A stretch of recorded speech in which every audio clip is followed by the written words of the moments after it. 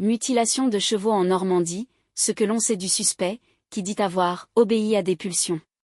C'est du sang humain retrouvé sur l'un des équidés qui a conduit à l'arrestation du suspect, en début de semaine.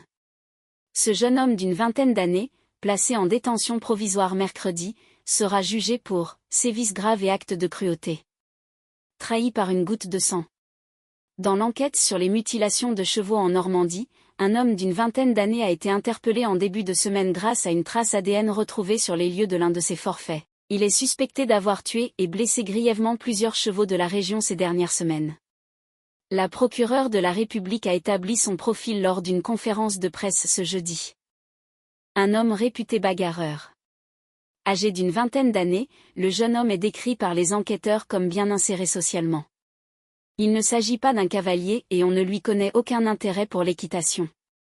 Un détail interpelle toutefois les enquêteurs, sa petite amie est elle-même propriétaire de chevaux. Le jeune homme aurait d'ailleurs tué un de ses équidés. Auditionné par les enquêteurs, cette dernière l'a décrit comme bagarreur, et il est effectivement connu de la justice pour des faits de violence quand il était plus jeune. Les enquêteurs ont recensé cet événement non naturel dans lequel une intervention humaine est incontestable.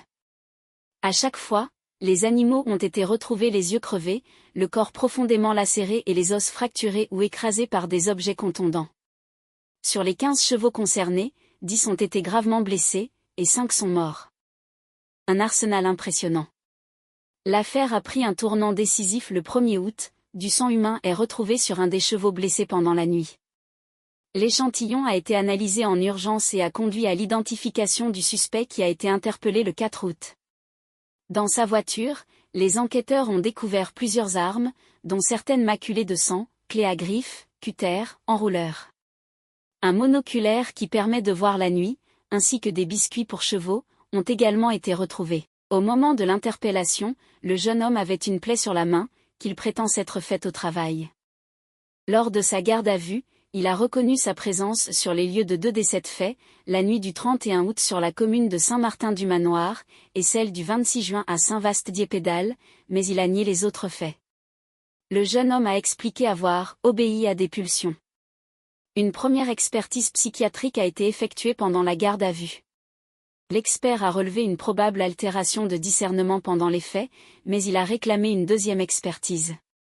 Jugé en septembre, le parquet a confirmé l'ouverture d'une enquête pour des sévices graves et actes de cruauté ayant entraîné la mort sur des chevaux, et pour des sévices graves et actes de cruauté sur des chevaux.